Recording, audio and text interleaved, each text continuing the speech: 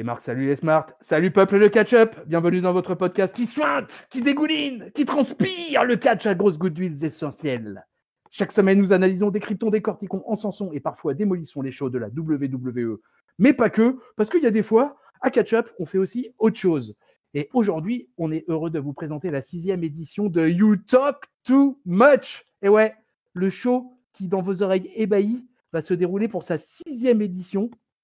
Édition exclusive de You Talk Too Much Catch-up, émission où on ne se tait jamais. Alors, aujourd'hui, c'est une émission spéciale. Aujourd'hui, j'ai 2 invités. Voilà, j'ai décidé de faire dans le lourd. J'ai décidé d'envoyer du très, très lourd à Catch-up, puisque j'ai 2 invités. Alors, ça va être assez particulier, puisque à travers ces 2 invités, aujourd'hui, on va parler de catch tricolore. Eh ouais, les amis, on va parler de catch français, peuple de Catch-up. Ça va nous changer un peu. You Talk Too Much, vous le savez, c'est l'émission à catch-up où on sort un peu des canons de la WWE, de la All Elite Wrestling et autres mignardises du catch mondial. On s'intéresse plutôt au catch un peu indie, on s'intéresse un peu au parcours de différents catcheurs, youtubeurs et tout personnage qui gravitent un peu dans le milieu de l'ignoble sport.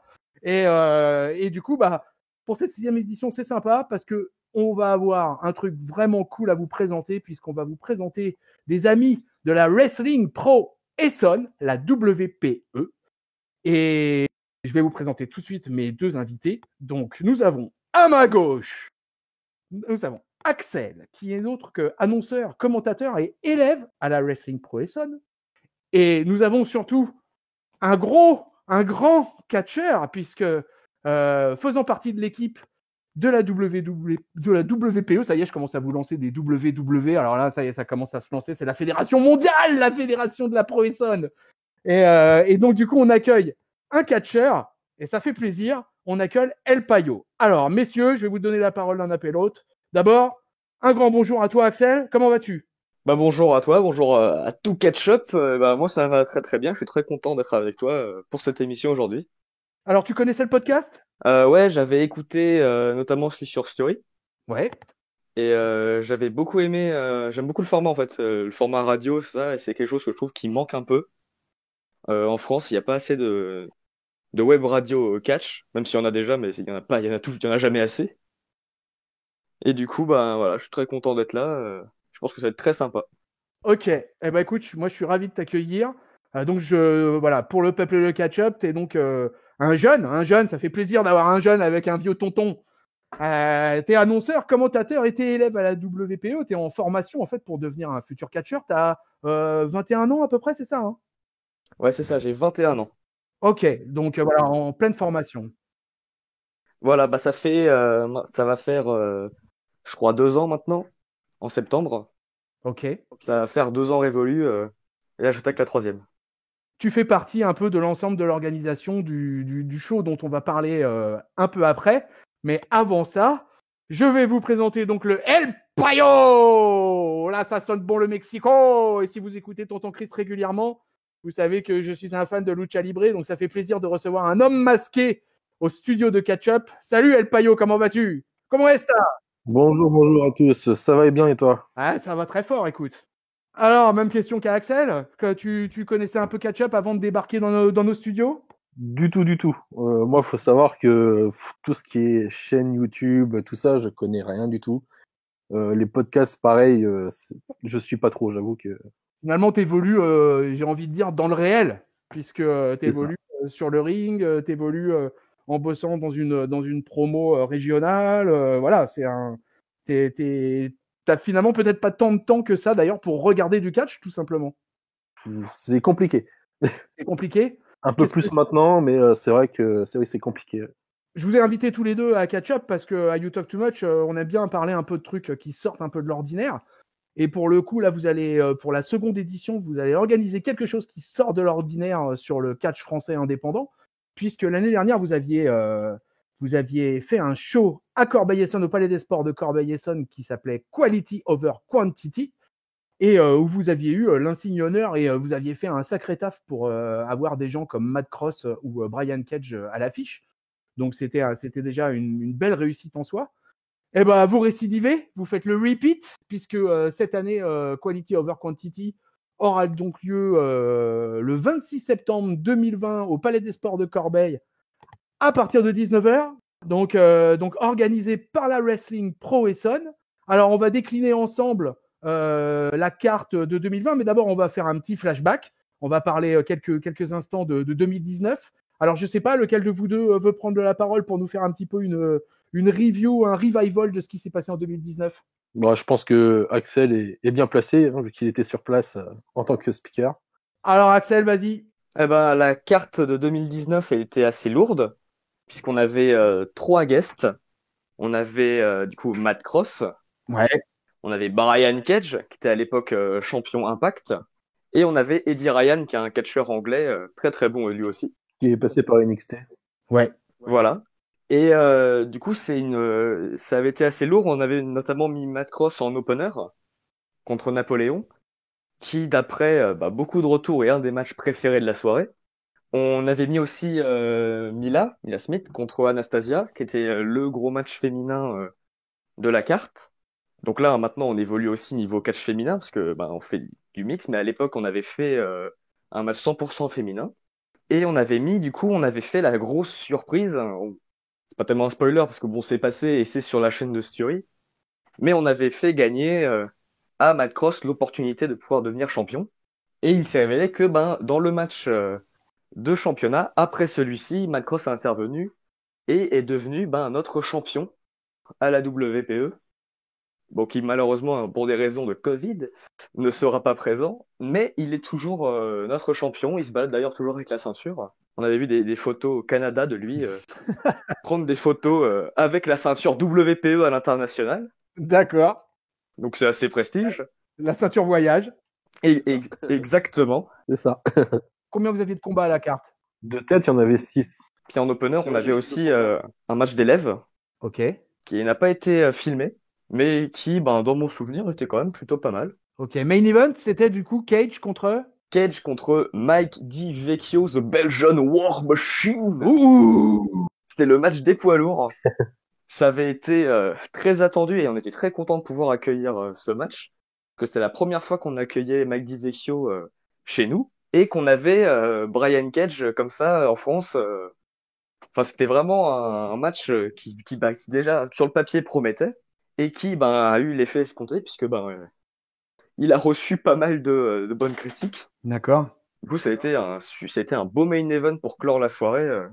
On était très contents. Puis on a eu beaucoup de retours qui étaient vachement positifs sur ce match et puis sur la carte en général. Ouais. Du coup, ça nous a fait très plaisir et très confiant pour cette année. Donc vous avez eu du monde au niveau de la salle. Voilà, vous aviez une belle carte. Et vos impressions, El Payo, tes impressions en tant que catcheur là face à un Brian Cage là, qu'est-ce que ça fait de rencontrer The Machine en vrai qui évolue à la All Elite Wrestling à l'heure actuelle? Ah bah c'est impressionnant, il est énorme. Hein. Je veux pas dire que je me sentais petit à côté, mais quand même. Hein. Ah pourtant je te connais, t'es un fort beau gabarit ma foi. Hein. Donc mais Cage c'est quand même quelque chose de phénoménal quoi. Ah bah c'est sûr, c'est que physiquement c'est le catcheur américain. C'est tout ce qu'un catcheur devrait être normalement quoi. Alors du coup, plutôt une belle réussite d'ailleurs pour le show de 2019. Axel, tes impressions, toi, finalement, en tant qu'insider, là, c'est-à-dire l'organisation, c'est bien, tu vois, que les gens ils sachent un peu comment ça se passe, l'organisation dans une petite fédé départementale, régionale, voilà, qu'on organise, on fait venir des gens comme ça, on fait venir des Américains, on a des catcheurs locaux qui sont là et qui se produisent. Comment tu as ressenti ça, toi, en tant qu'insider? Alors là, c'était assez compliqué. L'organisation était assez compliquée parce que on n'est pas non plus en France, il n'y a pas de grosse fédération qui a vraiment énormément de moyens, Ouais, grosse structure. même s'il y en a qui ont toujours plus que d'autres. Mais voilà, l'argent, ça devient toujours un petit peu un problème, surtout quand on a beaucoup de dépenses à faire. Et c'est vrai que l'organisation, avec les catcheurs français, il n'y a pas eu tellement de problèmes. Ça a été une bonne organisation comme il y avait eu sur les 2 autres shows précédents. C'est plutôt voilà avec tout ce qui est forcément avec tout ce qui est international, tout ce qui est Matt Cross, Brian Cage et les États-Unis. Il y a de la logistique, il y a de l'hébergement, il y a tout ça, donc ça a été assez pas non plus chaotique. Ça a quand même été géré, mais ça n'a pas été ultra simple. Ça n'a pas été très très simple. Alors, combien, tout compris, combien ça vous a coûté d'organiser votre gala à Corbeil? On dira pas forcément le prix exact. Non, non, mais donne-moi une fourchette, Mais c'est bien Ah, pour bah, que... on est Oui. entre 6 000 et 10 000 euros quasiment. D'accord, ouais. En plus des petits plus qui sont pas prévus. Et oui, les à côté. Comme par exemple changer d'hôtel au dernier moment. Enfin, sur Paris, c'est vrai que c'est pas donné, quoi. Ah ouais, j'imagine bien. Ouais. Il faut loger un Matt Cross, il faut loger un Brian Cage, quoi. C'est exactement ça. Et il faut loger faut loger un Brian Cage avec sa femme Melissa Santos. C'est ça. Alors je ne résiste pas, mon bon El Payo, mais parce que j'ai comment dire, un Discorder sur Catch-Up qui s'appelle Zigote, qui est un énorme fan de Melissa Santos. Et j'aimerais bien que tu lui racontes l'histoire de la petite photographie La petite photographie, laquelle? sur le téléphone. Ah, quand on était au Louvre. Ouais. Ouais. Ça va faire plaisir à Zigote si tu racontes cette anecdote. Ils sont venus avec leur enfant. C'était un petit peu compliqué, quoi, on va dire. Mais non, l'anecdote, par contre, je me rappelle pas. Bah, tu m'as pas montré une photo en maillot de bain. Ah, mais ça, là, cette anecdote-là, c'est pas vraiment une anecdote. C'est juste qu'elle Ah, nous c'est a pas fait celle-là. elle nous a fait une dédicace, en fait, sur. Ah, voilà, oui, c'était ça. Ouais. C'était plus une dédicace pour tout l'ensemble de la WPE, en fin de compte, avec elle directement en maillot de bain, c'est ça. Donc, ouais, elle nous faisait des gros bisous, qui était contente. Mais on a quand même eu le droit à un câlin avec Axel. On a eu câlin et on a eu la bise de Melissa Santos. Oh là là là là là là, c'est chaud. T'entends ça, Zigote? J'espère que tu es à l'écoute aujourd'hui parce que là, c'est quelque chose quand même. Melissa Santos, mec. Voilà. Bon alors, au-delà de la déconne avec Melissa, même si c'est pas du tout de la déconne, euh, quand vous organisez le show, vous savez à ce moment-là, à la fin du show, vous savez à ce moment-là, vous allez pouvoir relancer l'aventure pour 2020? Ah, bon, on le savait déjà avant, hein. De toute façon, c'était quasi sûr qu'on allait refaire quelque chose. D'aussi gros, on va dire qu'on a vraiment misé gros sur ce show-là, hein. Ouais. Donc, c'est vrai qu'on a quand même gagné de l'argent sur le show, ça, y a pas de problème. Mais après, c'est vrai que c'est tout le côté organisation qui était un petit peu compliqué, avec trois grosses stars d'un coup. Donc, si ça serait à refaire, oui. Mais alors après, faudra que l'équipe suive derrière, quoi. Ok, tu as catché El Payo ce soir-là? Alors, ce soir-là, oui, j'ai catché ce soir-là. J'étais contre Ravage, il me semble. D'accord, dans un single match? Oui, contre Ravage. D'accord. Ouais, oui, c'était un petit match qui a pas duré longtemps, parce que je crois que Ravage, en 5 minutes, il est au tapis. Ah d'accord. Donc choses comme ça. tu gagnes clean? Oui, Ok. toujours. Toujours. Monsieur propre. Toujours. Je ne D'accord. triche jamais. Et toi, Axel, ton rôle pendant le show, c'était quoi? Alors, pendant le show de l'année dernière, on a fait le choix de pas miser sur le commentaire, de laisser les matchs se faire sans voix derrière. Du coup, c'était contraire du coup à ce qu'on avait fait les 2 années précédentes, où pas sur le premier show, mais en tout cas sur le deuxième, j'avais commenté. Et du coup, bah, sur Quality Over Quantity, je faisais juste de l'annonce. C'est-à-dire que bah, du coup, j'étais le speaker, j'annonçais les catcheurs arrivés, Ok. en les boostant un petit peu au niveau du public, parce que c'est pas le public familial de Corbeil-Essonnes ne connaît pas forcément. Même les petits noms comme les gros noms, il les connaît pas forcément. Quand il voit Brian Cage, il voit pas Brian Cage, il voit juste un mec, il voit une armoire. C'est ça. Donc ça les impressionne quand même, sans connaître la popularité du gars, il voit juste un bloc. Le mec n'a pas un corps, il a un refus. Et du coup, moi j'aime bien, quand je fais de l'annonce, pas juste dire les noms, ah ouais, bah, voilà Brian Cage. Non, c'est, oh, Brian Cage! Faire quelque chose, faire le show. Et il a eu une bonne réaction, Brian Cage? Ouais, Il a eu vraiment. une très bonne réaction. Très Il a eu bon. une très très bonne réaction. Le public était chaud? Ah, il était très très chaud ce soir-là. Je j'ai pas le souvenir qu'il était aussi chaud sur les autres shows. Après, c'est peut-être moi qui vois les choses comme ça, mais j'ai l'impression qu'il était encore plus chaud euh, l'année dernière que même il y a 2 ans ou il y a 3 ans. Bah après, ouais, c'est vrai que au même niveau public, il y avait plus de personnes l'année dernière. C'est vrai que chaque année, il y a plus de monde. Et l'année dernière, on était quand même, il y avait quasiment un peu plus de 500 personnes. Ouais, une belle affluence, quoi. Alors bon, cette année, ça va être plus compliqué. On va y arriver sur 2020. On est encore dans la preview 2019, là. Mais cette année, avec les gestes barrières, etc., ça va du coup compliquer la tâche, quoi. Mais après, moi, ce que je voulais vous demander, c'était backstage, une fois dans le locker room avec des mecs comme Cage, Cross et tout, comment ça se passe avec les autres catcheurs et tout ça, quoi. L'ambiance était sympa. Comment ça s'est passé entre vous? Bah, l'ambiance était plutôt cool. Bon, après, Brian Cage était quand même plus dans son coin. Donc, il s'est pas trop mélangé. Ouais. Donc c'est pour ça qu'on essaie d'aller vers lui un petit peu. Sinon, Matt Cross, c'est Matt Cross, quoi. C'est juste. Il n'y a pas de mots, quoi. Le mec est vraiment très très cool. Alors, Matt Cross, pour le situer pour certains, c'était Son of Havoc à la Lucha Underground. Donc, vraiment, une personne super gentille, tout ça. Donc, qui n'a pas hésité à donner des conseils. Enfin, il a même regardé le show, il était content. Enfin, ça, Eddie Ryan, pareil. Une personne vraiment très agréable. Il s'est mélangé avec tout le monde. Enfin, dans les vestiaires, c'était plutôt cool. Ok, donc au final, de toute façon, à tous les deux, on peut dire que l'édition 2019 a été quand même une réussite. Ah bah clairement, oui. Ah oui, une bonne réussite. Est-ce que ça vous a ramené du monde à l'école de catch? À l'école, ça nous a ramené 2-3 personnes peut-être. Mais bon, après, ça c'est pareil, hein, petit à petit, ça va venir aussi. Hein. Et toi, Axel, tu comptes catcher cette année en 2020 là? Cette année-là, non, je suis pas encore apte, je suis pas encore prêt. Je veux pas essayer de faire quelque chose que je suis pas capable encore, donc j'ai pas encore les compétences. Je veux vraiment avoir l'aval de mes entraîneurs pour qui me disent, écoute, c'est bon, il y a un petit show, machin, est-ce que tu voudrais faire un match, machin. Jusque-là, moi, je demande pas. Je suis pas là à réclamer ou quoi. Je suis pas encore prêt, voilà. Voilà, tu apprends, tu touches à tout, l'annonce, les commentaires, etc. Non, c'est intéressant, tu fais un rôle complet là-dessus, donc c'est parfait. Ok, et ben voilà, et ben ça c'était la review de Quality Over Quantity 2019. Allez, maintenant on va passer au réel, au présent, à la rentrée 2020 de cette année bizarre de 2020, en cette année de Corona Mania. On va passer maintenant, on va faire un petit peu la preview maintenant de Quality Over Quantity 2020. Alors là, les gars, vous allez me balancer à la carte, hein.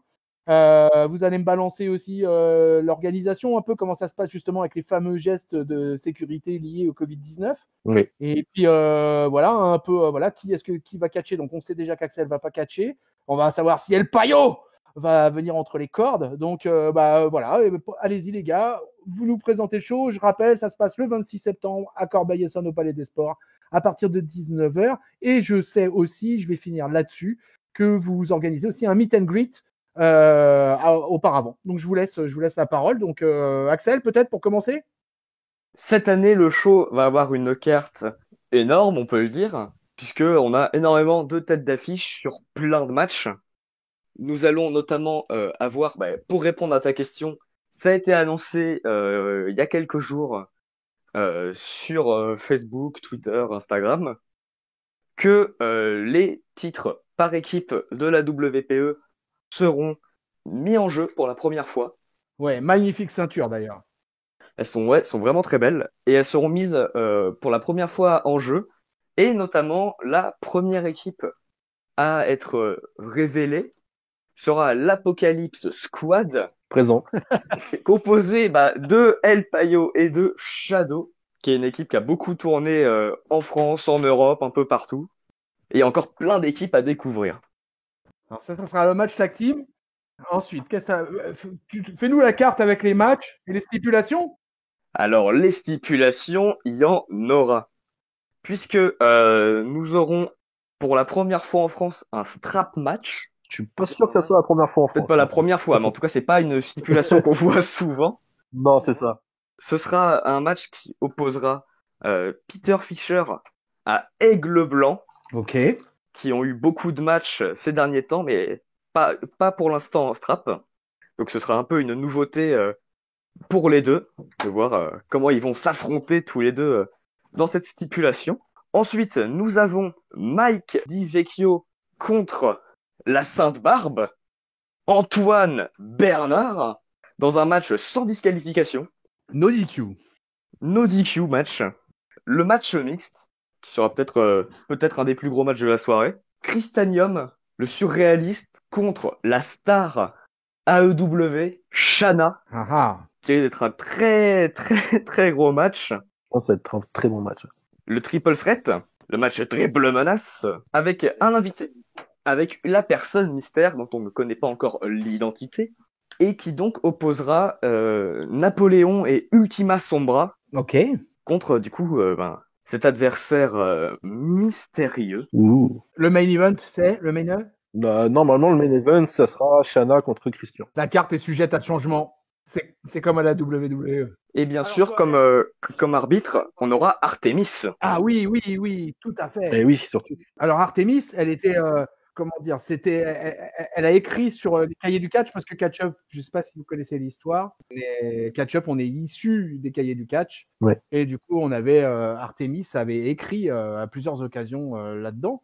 Et donc, ça a été une super bonne nouvelle quand on a appris qu'elle avait été embauchée par la WWE. Donc, c'est vraiment une vraie chance. C'est vraiment super en fait que vous l'ayez pour le Quality Over Quantity 2020. Je sais qu'elle avait beaucoup apprécié l'édition de 2019. Donc, elle voulait vraiment retravailler avec nous. Bah, là, c'était l'occasion. Et puis vous avez Shana, notre française, qui est à la All Elite Wrestling, quoi, qu'on n'a pas vu catcher depuis un moment avec tout ce qui s'est passé C'est ça. lié au Covid. Mais donc du coup, c'est clair que ouais, c'est une bonne pioche.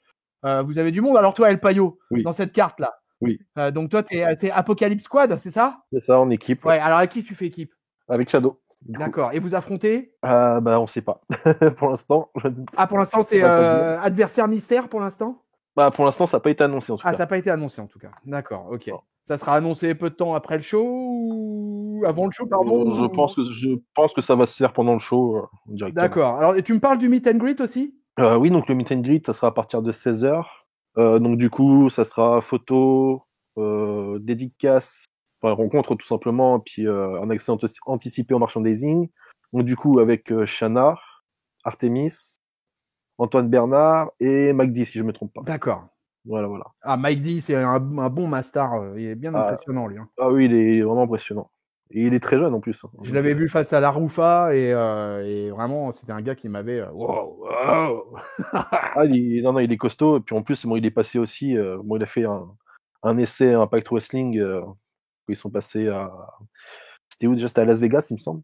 Donc, il avait pas mal impressionné. C'est juste un problème de visa. Ouais. D'accord. Donc, du coup, alors ce meet and greet à partir de 16h au Palais des Sports, ça se passe? Voilà. Donc, normalement, dès que ça se termine, ça devrait être le commencement du show, enfin, pour entrer dans la salle. Donc, début du show à 19h et combien? 2h, 2h30 de show? Tout dépendra, ça sera le soir du show. Hein. Ça peut être un petit peu moins loin, un petit peu plus long. Ouais. C'est vrai qu'on n'est pas. C'est jamais chronométré. Hein, donc, bon. C'est l'évolution de la carte au Exactement. fur et à mesure de la soirée. Voilà quoi. Et toi, Axel? Alors, je serai toujours à l'annonce. Ok. C'est pas encore défini réellement si, enfin c'est encore en discussion si on fera du commentaire ou pas. Mais en tout cas au niveau de l'annonce, ça c'est sûr que je reprendrai mon micro cette année encore Avec une nouvelle sono cette année. avec une nouvelle sono. C'est la dernière nous a un petit peu claqué dans les doigts au dernier show. Ah ouais. Ah, ça, c'est les problèmes techniques Ah bah ça arrive. On savait pas que ça allait arriver à ce moment-là, bah tant pis. inhérents à un show de catch, quoi, de toute façon, quoi. Voilà, en plus, le Palais des Sports, connaissant la salle, c'est plutôt une belle salle, quoi. Donc, il y a, Ah, c'est une belle salle. ouais, il y a vraiment de quoi faire un truc sympa, quoi. Alors, sur votre carte, là, il y a des titres en jeu. Donc, il y a des titres en jeu tag team. Tag team. Ok. Et votre titre individuel, il sera remis en jeu quand? Prochainement, tout dépendra du Covid, encore une fois, vu que Matt Cross est le champion Oui. et qui vit à Cleveland. Donc, c'est un peu compliqué. Ok, donc on n'a pas parlé, c'est justement sur les gestes barrières, là, qu'est-ce que vous a imposé la commune ou la communauté de communes, je sais pas. Ça a été vu avec eux. Bah, du coup, déjà, autour du ring, on n'aura que 300 chaises déjà, ça c'est sûr. Ok. 300 chaises qu'on va falloir qu'on espace d'1 mètre minimum. Donc ça, c'est obligatoire. Gel à l'entrée, obligatoire pour tout le monde. Les masques. D'accord, ouais, masque obligatoire, d'accord. Masque obligatoire, bon, mis à part pour le meet and greet où le masque sera obligatoire, mais pour la photo, une fois que la personne sera en place, pourra l'enlever pour la photo, bien sûr. Ok. Qu'est-ce qu'on a d'autre? On a dans les gradins, il faudra laisser une place entre chaque personne, une place libre. D'accord. Et je crois qu'il y a 1 mètre de distance avec les tables. Ok. Les tables de merchandising, les la buvette. D'accord. Voilà. Le prix de l'entrée? Alors donc c'est 10 € l'entrée pour les adultes. Si de tête, je crois que c'est 6 € pour les enfants de moins de 12 ans. Et le meet and greet est à 40 € avec place comprise.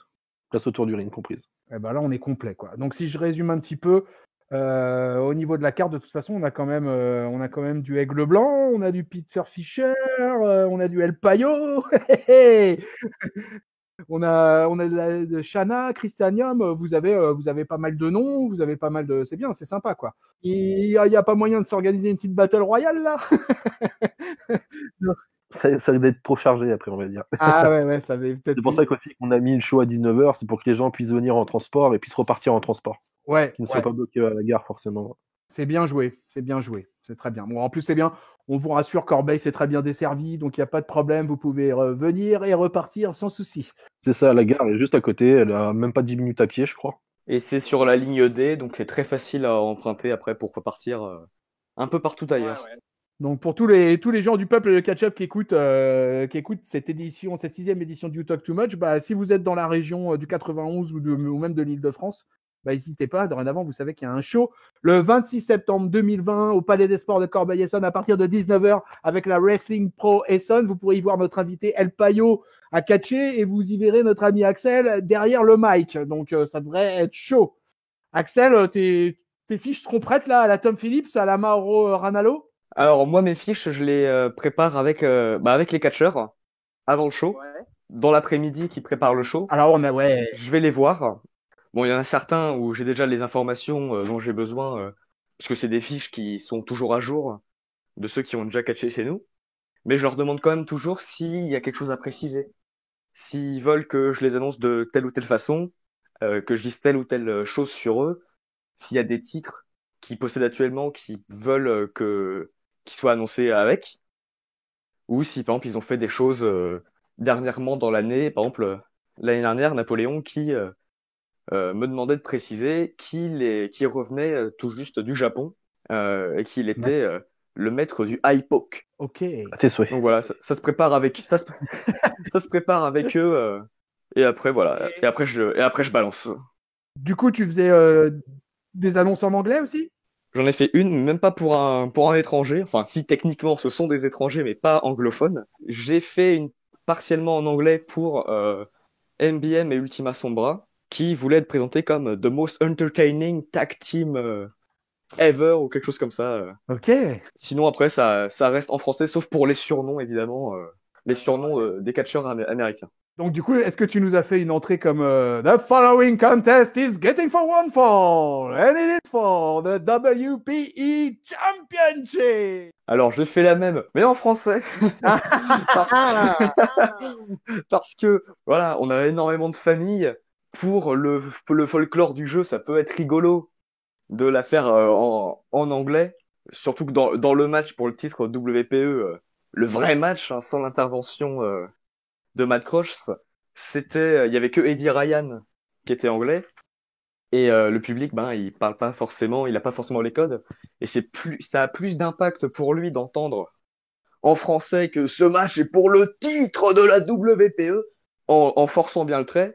En français, ça a plus d'impact chez eux que de le faire en anglais. D'accord. El Payo, je te la ferai en espagnol si tu veux. Pas sûr que je comprenne plus, mais pourquoi pas. Excellent, excellent. Bon, bah, je crois qu'on a fait bien le tour là du show là. Voilà, on rappellera à la fin de cette émission les infos, quoi, histoire que vous les ayez bien dans le crâne, les amis. Là, maintenant, on va passer à une petite partie un peu plus catch, quoi, un peu plus technique. Alors, du coup, ça va être sympa parce que comme on a Axel qui est en formation, qui est en train d'apprendre un peu finalement ce que c'est que le métier d'un catcheur, et puis à côté de ça, on a un trentenaire catcheur, confirmé dans l'émission, donc ça va être intéressant d'avoir les deux points de vue. Alors, je vais commencer avec le catcheur confirmé. Alors, mon bon El Payo. Alors, tout à fait. tu vas nous expliquer, tu vas nous faire un petit résumé vite fait de comment tu es rentré dans le catch, que tu as aimé faire, tes grands faits d'armes, tes ceintures, ta vie, ton œuvre dans l'ignoble sport, et comment ça se passe pour toi, voilà, dans le wrestling indépendant français, quoi. Puis on parlera un petit peu après du ressenti de vraiment dans le ring. Qui tu es, quel genre de catcheur tu es, et tu es un heel et tu es un face. Alors, je viens de Tchernobyl. Voilà. Donc, je suis infecté. D'où le masque et les yeux verts. D'accord. Partout où je suis passé, des centrales nucléaires ont explosé, forcément. Ah ouais, t'es un mec à problème quand même. Ah, Bretil. Je vois pas de problème, mais c'est pas grave. Sinon, j'ai commencé le catch parce que, bah, comme tout le monde, comme tout catcheur, je pense, j'étais fan aussi à l'époque, je regardais le catch. J'ai commencé du coup à l'association de catch Essen, donc il y a 10 ans maintenant, à peu près, Ok. on doit faire ça. Voilà, après je suis passé du coup par la FFCP, et après la FFCP, bah du coup, je suis vraiment sorti, j'ai catché un petit peu pour tout le monde, donc j'étais vraiment indépendant. Donc bah, tous les week-ends sur la route, un jour le samedi quelque part, le dimanche ailleurs, donc beaucoup de routes. Ouais, et bah, après ta carrière en fait de catcheur, t'es passé un peu par différentes fédérations, donc C'est ça, je suis passé à la CC, la CC, j'ai été en Belgique, j'ai été ouais, en Suisse. je sais que t'as touché pas mal de ceintures finalement, des ceintures tag team, des ceintures individuelles. Bah, de tout, ce que je sais, bah, donc avec Shadow en équipe, l'Apocalypse Squad, en 2017-2018, je crois, on était l'équipe la plus titrée d'Europe. Ah ouais. Ouais, on avait, je sais pas, je crois en tout, on avait 12 titres, je crois. Ah, c'est la fameuse photo. C'est la fameuse photo que tu m'as montrée. Il y a encore sur la photo, il en manque. Il en manque. D'accord, ouais. Ouais. Il en manque, il n'avait pas de place. Allez sur le Discord de Catch-Up, Peuple de Catch-Up, et vous verrez, vous trouverez les photos. On vous transmettra les photos de notre ami El Payo. T'as beaucoup tourné en fait dans le circuit indépendant français. C'est ça, pendant ouais, 5-6 ans, j'ai pas mal tourné. Et après, tu t'es décidé en fait à te coller dans une structure plus complète et vous avez créé la Wrestling Pro Essonne. À la base, la création de la Austin Pro Essonne n'était même pas prévue pour faire des shows ou quoi. À la base, on voulait vraiment créer ça pour que les catcheurs qui sont de passage, en fait, aient un endroit pour s'entraîner. Ok. Donc, on cherchait un endroit, donc à la base, ça devait être dans un chapiteau. Ça s'est pas fait. Et du coup, tant mieux, parce qu'au final, j'ai eu un coup de téléphone de la mairie de Corbeil-Essonnes, qui du coup, nous laissait le Palais des Sports à titre gratuit pendant tant qu'on voulait, quoi. Donc après, on s'est dit, pourquoi pas faire une école?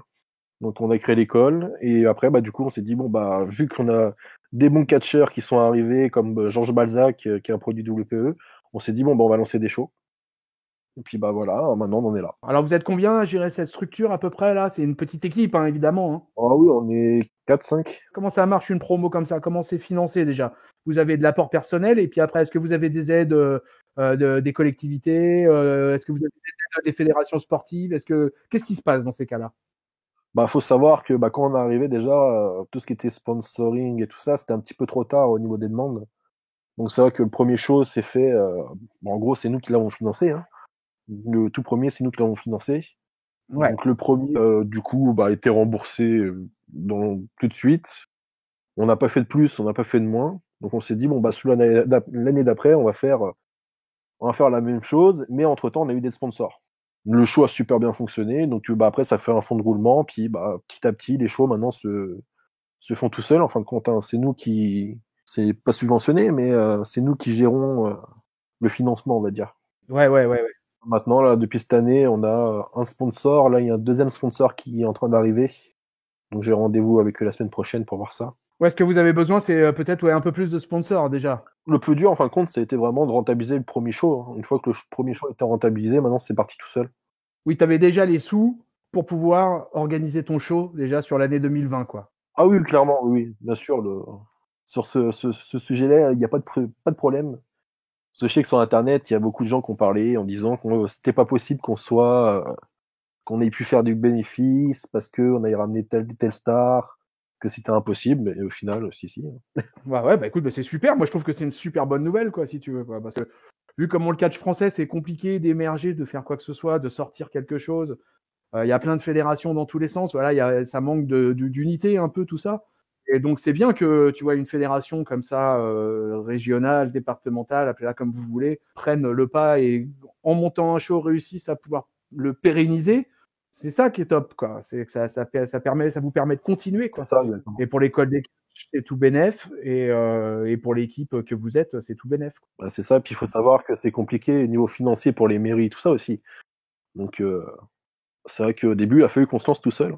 Ouais, alors je sais que début septembre, la 4-5 septembre, vous serez la WPE sera présente aussi au forum à Corbeil.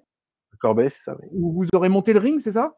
Le ring sera monté, oui. Ouais. Oui. Puisqu'il faut dire, c'est ça, c'est que vous disposez aussi de votre propre ring que vous pouvez déplacer d'un endroit à un autre. Le ring, en fin de compte, nous appartient pas en réalité. Le ring, on le partage avec Atlas, du coup. D'accord. Donc avec la structure de Elmer Le Guenec. Euh, on s'entend très très bien en partenariat, donc du coup, bah, le ring fait partie du partenariat en fin de compte. En attendant d'avoir le nôtre. Ouais. Alors, du coup, on revient un peu sur la partie catch. Donc, on a cité un peu, voilà, t'as pas mal bourlingué, t'as beaucoup catché, tu catches encore, de toute façon, t'es un actif. De toute façon, t'es dans la fleur, t'es dans la fleur de l'âge, croisant ton bon tonton. Oui, Donc t'as encore de quoi donner. Alors, je sais que t'as donné cher de ta personne. C'est pour ça oui, qu'on va parler un peu de ce qui se passe entre les cordes. Alors, tu vois, je profite de ces émissions-là. Moi, j'en avais parlé avec Sturi, j'en avais parlé avec Cody McQuaid, avec Nathan, avec La Taloche, avec les différents invités que j'ai eus là-dessus.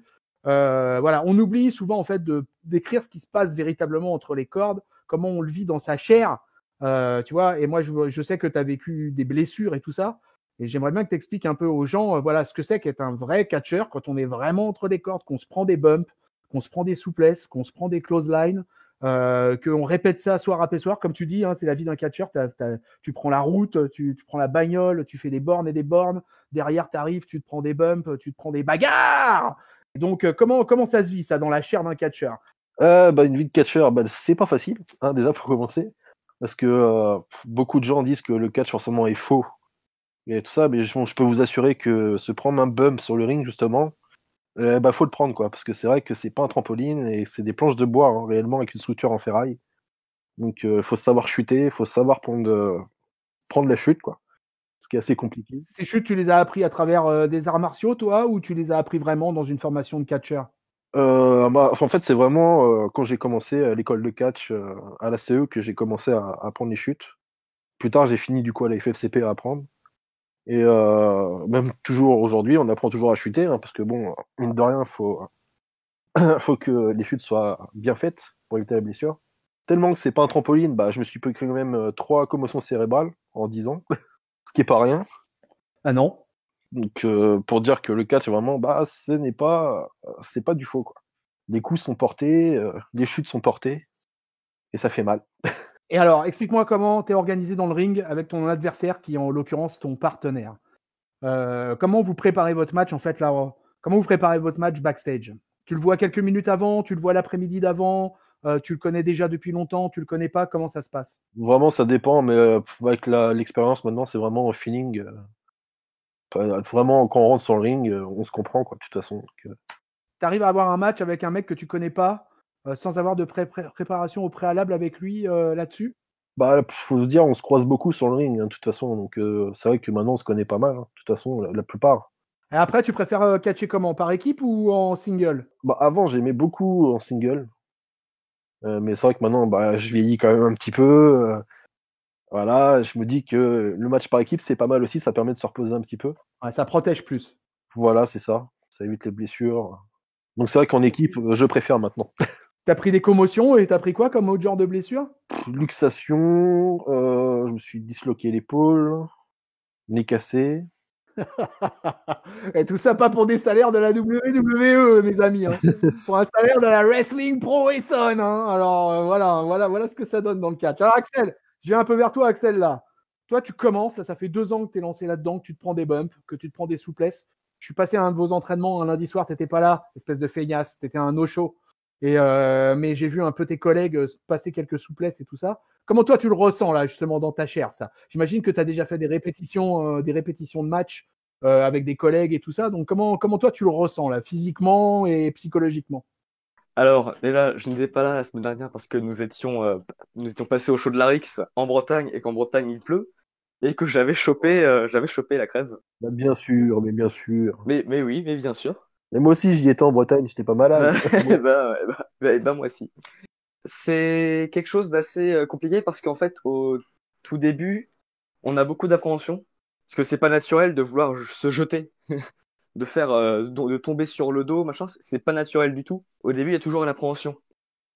Mais c'est vrai que quand on a dépassé l'appréhension de se dire je vais tomber, je vais me faire mal, mais je vais bien tomber et je vais pas me blesser, et ben on tombe bien, on se fait pas mal et on se blesse pas. Mais on se fait quand même un peu, enfin, au bout d'un moment on a quand même un peu mal. Tu te prends du choc quand même. Voilà, on se prend le choc, mais on se blesse pas quoi. Bah attends, ça c'est parce que pour l'instant, t'as chuté qu'en entraînement. Voilà, j'ai chuté aussi qu'en entraînement. J'ai pas chuté aussi en conditions réelles de match devant des gens, tout ça. Mais c'est vrai que du point de vue juste Ouais. purement entraînement, c'est vrai que le plus dur, c'est vraiment le blocage psychologique. Je sais que j'en ai encore sur pas mal de points, notamment sur la hauteur, où dès qu'il y a un peu de hauteur, bah, j'ai encore des appréhensions. Donc après, voilà, c'est des choses qui se travaillent, qui se débloquent au fil du temps. Tu te sens plutôt heel ou plutôt face? Alors moi, je me sens plutôt face parce que c'est le genre de catch vers lequel je me retrouve et lequel je me tourne. C'est du comedy wrestling, c'est du comique, c'est du drôle, c'est faire rire les gens et ça va plutôt avec du face. Moi, c'est ce que j'aime bien. Axel, notre top babyface de l'émission de You Talk Too Much. C'est parfait. Et toi, El Payo, t'es plutôt heel, plutôt face, et c'est quoi ton style de catch? Moi, je suis vraiment heel. Toutes les crasses que je peux faire, je le fais. Toi, t'es un salopard, toi. Ah, bah, toute occasion est bonne à prendre. Hein. The Master of Opportunity. J'aurais jamais eu autant de ceintures sinon. Et ton style de catch, alors de quoi tu t'es inspiré plutôt? Est-ce que tu t'es inspiré du catch américain? Est-ce que tu t'es inspiré du catch mexicain? Est-ce que t'avais plutôt un style lié à la lutte olympique? Comment tu t'es approprié ton style de catcheur en fait? Bah, en fin de compte, quand j'ai commencé, je devais faire 70 kilos à tout casser, je pense, par là. Donc j'étais vachement plus dans la voltige. C'était tout ce qui est saut de la troisième, je faisais des ciseaux de tête, des choses comme ça. Et avec le temps, bah forcément, la salle de sport, la bonne bouffe aussi, mine de rien. Hein. On va pas se cacher. Maintenant, je suis à 115 kilos.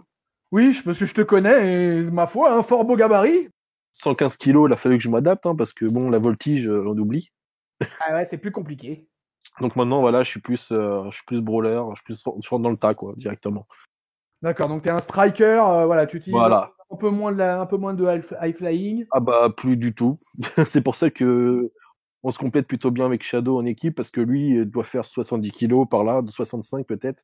Donc du coup, bah, tout ce qui est pris en équipe, je lui fais des portées, je le lance sur les autres, je le lance à l'extérieur, enfin, je suis plus dans le lancer.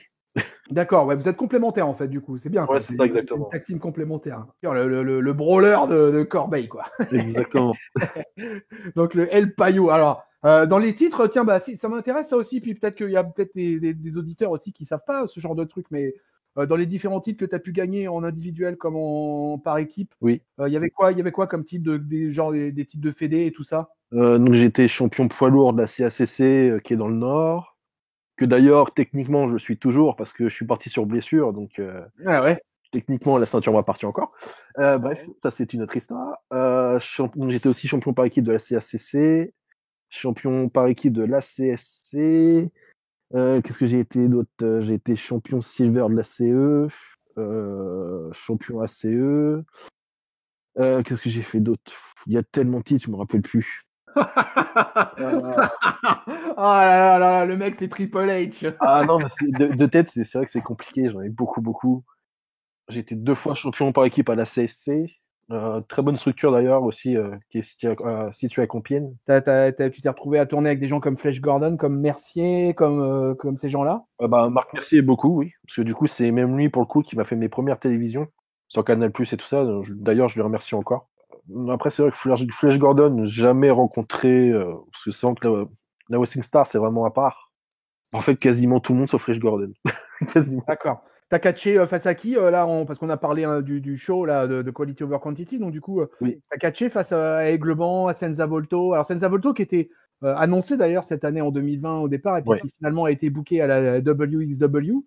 Et donc Oui. du coup, voilà, dans le paysage, on va dire, du catch français, donc du coup, est-ce que tu as affronté, je sais pas moi, un Tristan Archer, un Tom Laruffa, Aigleban, Antoine Bernard, tous ces gars-là, face à qui tu t'es retrouvé? Bah, Aigle Blanc plusieurs fois, mais à ses débuts. Après, Antoine Bernard, il me semble une fois à la CACC, je crois. T'as affronté Sturi? Non, par contre, j'ai travaillé avec lui plusieurs fois dans d'autres projets quand on faisait du catch en boîte de nuit. D'accord, ah ouais, ouais, ouais. Je crois même qu'il m'en avait parlé pendant un big up à Sturi d'ailleurs de C'est ça le catch. Allez l'écouter.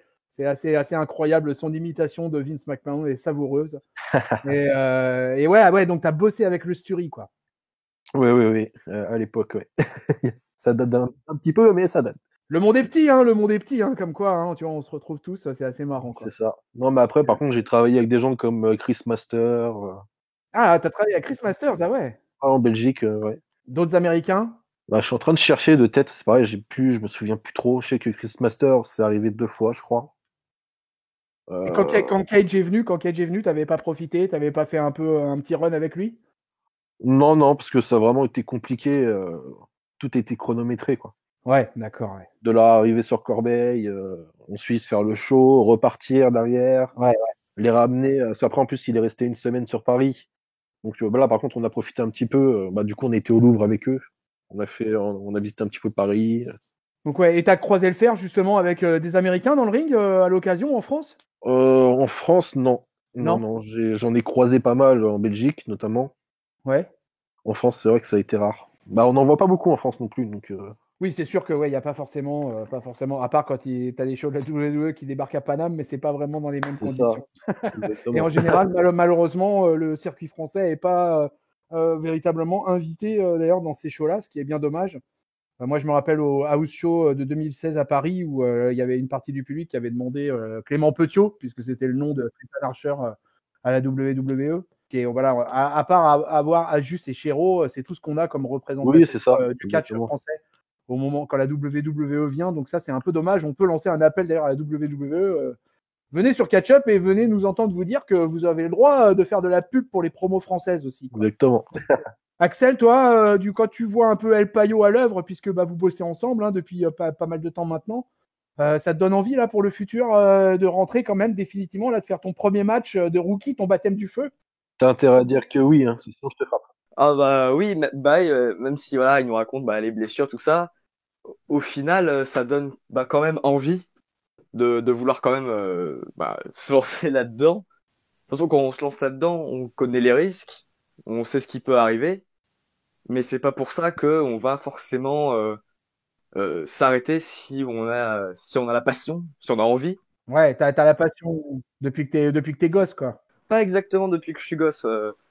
Quand j'étais plus petit, je regardais, mais c'était un petit peu vite fait. C'est plus tard. C'est un peu avant la découverte de la WPE, un petit peu avant leur premier show, que je me suis vraiment remis là-dedans, que je me suis réembarqué dans la machine. Mais ouais, ça me donne toujours autant envie de vouloir progresser, m'entraîner, donner le meilleur de moi-même. Justement, c'est intéressant de savoir ça. Du coup, je voulais vous demander un peu à tous les deux, voilà, la partie un peu fan. T'es arrivé comment sur le catch avant d'arriver débarquer à la WPE et tout ça, voilà, en tant que fan, c'est la WWE, j'imagine, qui t'a biberonné. Oui, voilà, comme je te disais, quand j'étais môme, je regardais ça à la télé un petit peu vite fait. Mais après, ça avait disparu de la TNT. Et c'est par le plus grand des hasards que je suis tombé là-dessus, sur les chaînes du groupe AB. Et après, je me suis un peu déporté. Maintenant, la WWE, je regarde presque plus à part NXT.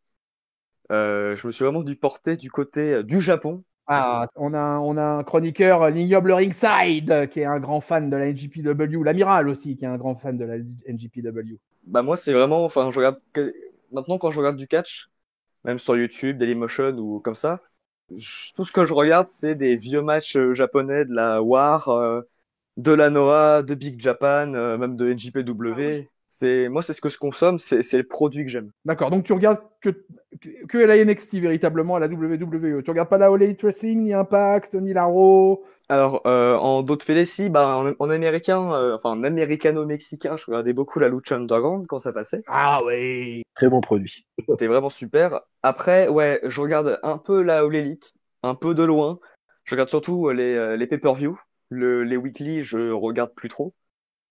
Et après, ouais, niveau WWE, ce que je regarde, c'est quasiment que NXT, sauf, par exemple, s'il y a une carte qui intéresse beaucoup, genre, par exemple, WrestleMania, peut-être, ça peut être intéressant de voir ce qu'ils font à WrestleMania, mais de manière générale, c'est plus tellement ce qui m'intéresse et ce qui m'inspire. Et toi, El Payo, alors comment t'es venu au catch? Comment tu suis le catch? Alors tu disais en début d'émission voilà, que t'avais plus trop le temps et tout ça. Mais globalement, toi, en tant que catcheur masqué, là, Oui. comment t'es en tant que téléspectateur masqué? Ah, moi, j'ai adoré la Lucha Underground. Ah, Franchement, ouais. ça, c'était. Là, on est trois fans de Lucha Underground, alors là, je crois. Ah, vraiment, le produit était vraiment top. Après, moi, j'ai commencé par la WWE à l'époque. Mon tout premier show, c'était SummerSlam 92. Oh la vache, un show historique en plus, quoi. Oh là là, avec ce main event énorme entre Bret Hart et le British Bulldog à Wembley. Oh là là là là là là là là là là, d'accord. Je m'en rappelle, c'était avec mon papa, on regardait ça à l'époque. Donc j'avais quoi? J'avais 3-4 ans peut-être. Et après, bah, du coup, j'ai continué la WWE. C'est vrai que même maintenant, si j'avais le temps de regarder, le produit me correspond plus. Donc c'est vrai que je vais regarder NXT TakeOver, des trucs comme ça, parce que là, ça reste bien. Mais sinon, non, j'ai complètement arrêté de regarder. T'aurais aimé y être? Ah bah bien sûr, ça après, je pense, ça c'est quand même, c'est le rêve de tout le monde, ça je pense. Hein. Ouais, quoi, quand tu regardes les shows comme ça, tu te dis, bah finalement, j'ai pas été loin parce que je le suis quand même, je suis un catcheur et tout ça, quoi. Et des fois, on se dit, ouais, bah ouais, on rêve toujours, quoi. C'est ça qui est bien, quoi. Ah bah de toute façon, comme je discutais encore avec un ami il y a encore une semaine, 2 semaines de ça, il m'a dit, t'imagines quand même, il me dit à l'époque, ton rêve limite c'était d'arriver chez Marc Mercier à la Catch Academy. Il dit, et puis ça s'est fait, tu l'as même surpassé le truc, et puis voilà. Ouais. À l'époque, jamais j'aurais pensé devenir catcheur, vraiment. Hein. Et du coup, donc en tant que consommateur de catch, du coup, dorénavant, quand on consomme, tu regardes quoi? Voilà, bah je vais regarder NXT quand il y a les takeovers qui passent. La All Elite, ça dépend. Vraiment, je suis. Il y a des matchs qui vont plaire, d'autres moins. Voilà. Après, mes élèves me forcent à regarder le catch japonais que je ne regardais jamais. Bah, ils me forcent un petit peu, mais bon, c'est pas trop ma cam non plus, mais ça va, franchement, ça va. Et sinon, moi, non, bah, vraiment, le top du top, c'est la Lucha Underground. Ouais, alors malheureusement, il faut bien dire que la Lucha Underground c'est terminé. C'est ça. Voilà, il y aura eu 4 saisons qui étaient ponctuées chacune par un pay-per-view. Ça s'est arrêté, voilà. Et du coup, avec Wade Barrett, qui était la toute dernière image de la Lucha Underground, qui était censée arriver pour la 5e saison et qui n'est jamais venue. D'ailleurs, Wade Barrett, dans l'intervalle, il est retourné à la WWE puisqu'il est commentateur à NXT. Exactement. Quand c'est arrivé la Lucha Underground, alors là, moi, ça a été vraiment un truc, Ah, c'était magique. pour moi, un vieux suiveur comme moi, vois-tu, c'était une espèce de petite révolution dans ma tête. Ah, clairement. Et puis comme je suivais la AAA, que je suivais un peu la CMLL aussi, je suivais le catch voilà mexicain. C'était un plaisir de retrouver des mecs comme Pentagone, comme Phoenix. Alors on peut signaler que les Lucha Brothers ils sont de retour à la All Elite Wrestling. Ouais. Tu les as pas vus ou rencontrés ou je sais pas quoi les Lucha Brothers toi, ami El Payo? Ah, si, je les ai rencontrés. Ah, c'est quand on est en déplacement, du coup, pour aller voir le 16 Carat Gold de la WXW. Ah oui, gros tournoi ça. Très gros tournoi, du coup, on a pris du temps, ça, pour discuter. D'ailleurs, je crois que j'ai une ceinture à la maison, couleur du 16 Carat Gold dédicacée. Ah oui. Voilà. C'est marrant qu'en fait, tu as tourné tellement partout et du coup, tu as rencontré des gars d'un peu de tous les horizons. Bah là, c'était pas vraiment en tant que catcheur, c'était vraiment parce que on était sur le lieu. Et après, bah, avec les connaissances et tout ça, bah, ça va vite après, hein, forcément. On a forcément les mêmes connaissances, donc ça discute, et puis voilà. Et toi, Axel, du coup, t'insérer dans ce milieu du catch, là, comment tu te sens avec les catcheurs dans le locker room, tout ça, dans l'organisation, dans le booking? Bah, c'est impressionnant. Quand tu t'entraînes, quand t'es à l'entraînement, t'es pas dans le milieu, t'es pas dedans. Et en fait, la porte que j'ai dans le milieu, c'est pour l'instant, c'est l'annonce. Donc c'est comme ça que je peux les rencontrer entre guillemets. Quand tu les vois un petit peu genre préparer leur match, ou même tu les vois juste se préparer, se faire machin, et qu'après tu les vois sur le ring, c'est sûr que ça t'impressionne toujours parce que tu te dis, tu vois à quel point ils font un taf qui est dur.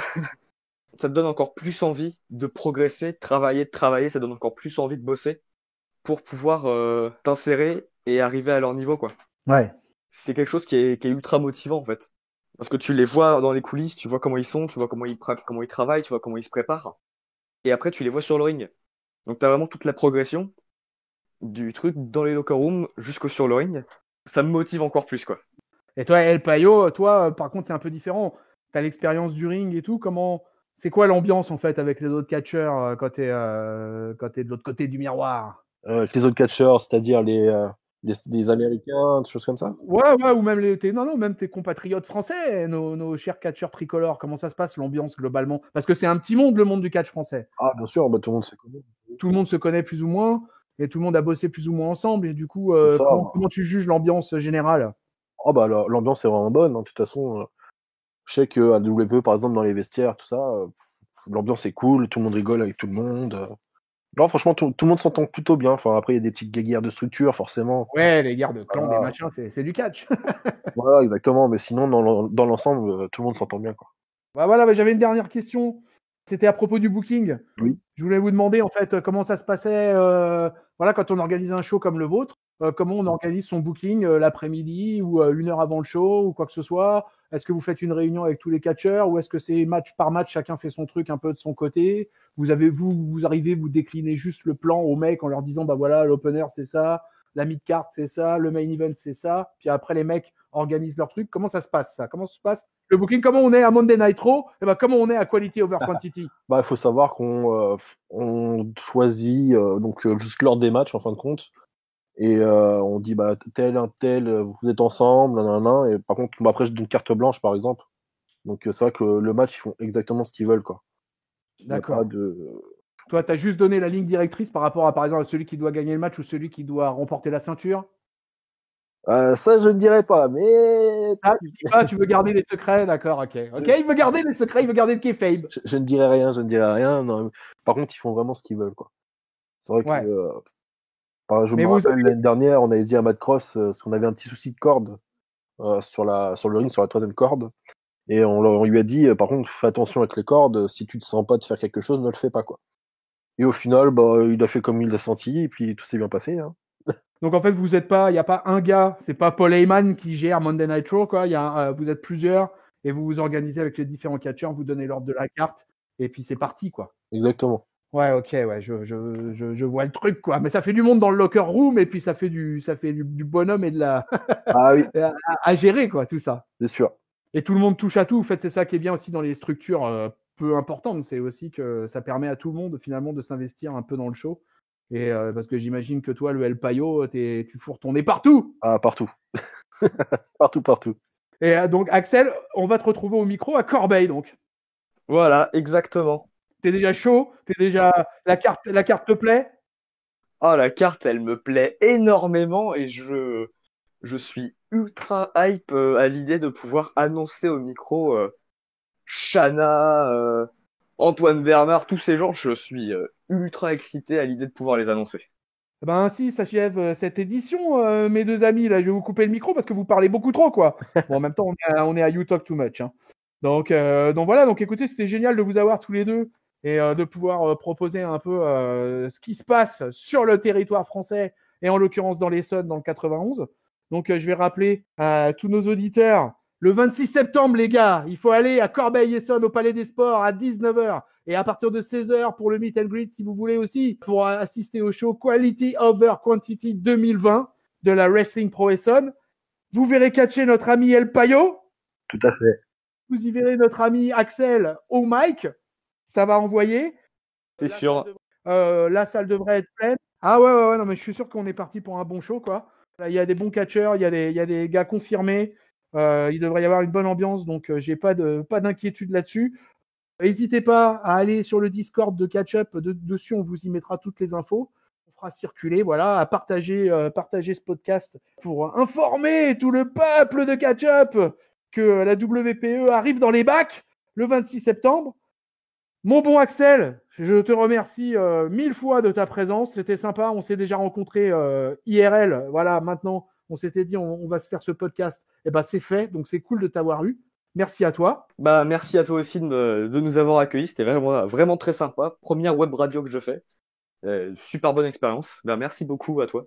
Et puis, bah, mon bon El Payo, écoute, tu es notre premier vrai gros catcheur, même si Sturi était un catcheur, donc respect à Sturi. Oui. Mais toi, tu es un catcheur d'actif, comme on dit. Et voilà, quoi, en plein dans le truc, quoi. Un beau gabarit de 115 kilos, qui fait partie de l'équipe de la Wrestling Pro Essonne. Voilà, qui catchera le soir de Quality Over Quantity. J'espère qu'on vous l'aura assez répété, le nom de ce show. D'accord? La qualité au-delà de la quantité, les amis. Voilà comment ça se passe chez nous. Et donc, bah, merci beaucoup à toi, El Payo, d'avoir pris un peu de ton temps pour venir sur le podcast de Catch Up. Ah, merci à toi. C'est bien cool. J'étais ravi de vous avoir tous les deux. Voilà, ainsi va s'achever ce You Talk Too Much. Alors évidemment, je ne partirai pas sans vous faire la promo, hein, les amis, parce que sinon j'ai El Patron qui va me passer un gros armbar. Donc vous nous retrouvez comme la WPE sur Twitter, Facebook et Instagram. Vous nous retrouvez sur le site officiel catchup.lepodcast.fr. Vous nous retrouvez sur les bonnes plateformes de podcast et partout parce que nous sommes partout. Apple Podcast, Podcast, Spotify, Deezer, Google Podcast. Bien évidemment, on est sur YouTube. Alors évidemment, sur YouTube, on est du podcast. Il n'y a pas d'image, mais on a des belles vignettes. On a des bons petits résumés. Vous actionnez la cloche, vous vous abonnez. Voilà, j'ai fait le tour de toute la promo catch-up.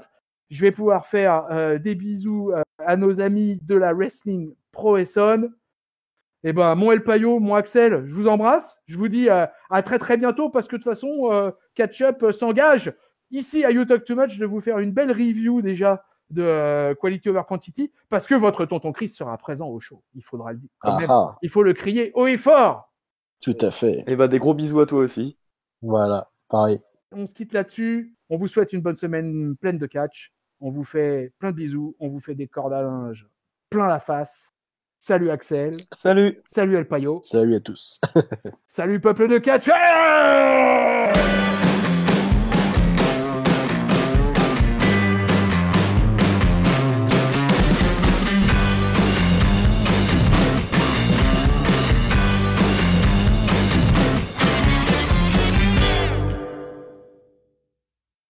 Voilà, ça se passe comme ça à You Talk Too Much.